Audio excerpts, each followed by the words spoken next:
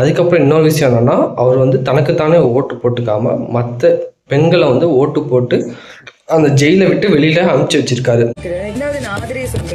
நான் ஒரு ஓட்டு வியானாக்கு போடுறேன், இன்னொன்று நான் என்னையே சொல்லிக்கிறேன், ஓட்டு எனக்கு போட்டுக்கிறேன் அண்ட் நான் திவ்யாவை சொல்கிறேன். ஒரு ஓட்டு வந்து ரம்யாக்கும், இன்னொரு ஓட்டு வந்து வியானாக்கும். தேங்க்ஸ் அண்ணா. தேங்க்யூண்ணா. Good play. Hey, I've seen this one.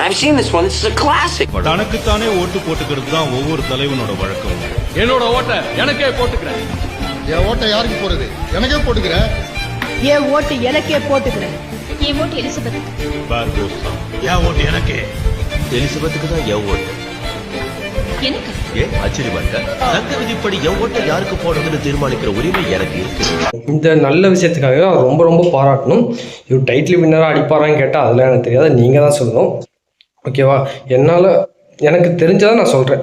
இந்த மாதிரி யாரும் இப்போ நான் வந்து உள்ளே இருந்தேன்னா நான் ஓட்டு போட்டு நான் வெளியில் போகணும், ஜெயிலை விட்டு வெளில போகணும், நான் டாஸ்க் பண்ணணும்னு தான் நான் நினைப்பேன். ஆனால் டாஸ்க் எல்லாமே கரெக்டாக பண்ணுறாரு. எல்லாமே காமெடியாக இருக்கட்டும், டாஸ்க்காக இருக்கட்டும், எல்லாமே ஆன் தி ஸ்பாட்டில் டக்கு டக்குன்னு பண்ணிக்கிட்டே போகிறாரு. ஆனால் இந்த மாதிரி விஷயத்துலையும் அவர்கிட்ட நிறைய ஹியூமானிட்டி இருக்குது.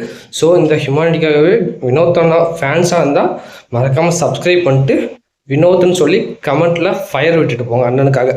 ஓகேவா? இந்த வீடியோலாம் உங்களுக்கு பிடிச்சிருந்தா மறக்காமல் ஒரே ஒரு லைக் போட்டு, ஒரே ஒரு சப்ஸ்கிரைப் பண்ணிட்டு, ஒரே ஒரு கமெண்ட் பண்ணிட்டு, வழக்கம் போல் எல்லா யூடியூபரும் சொல்கிறது தான், பண்ணிட்டு போயிருங்க. உங்கள் சப்போர்ட் எனக்கு வேணும். என்னோடய சப்போர்ட்டை முடிஞ்சளவு உங்களுக்கு கொடுக்க பார்க்குறேன். ஸோ போக நிறைய வீடியோஸில் பார்க்கலாம். அடுத்து யாரை பற்றி வீடியோஸ் போடலான்னு சொல்லி மறக்காமல் சொல்லிட்டு போங்க. By by. நெக்ஸ்ட் வீடியோவில் பார்க்கலாம்.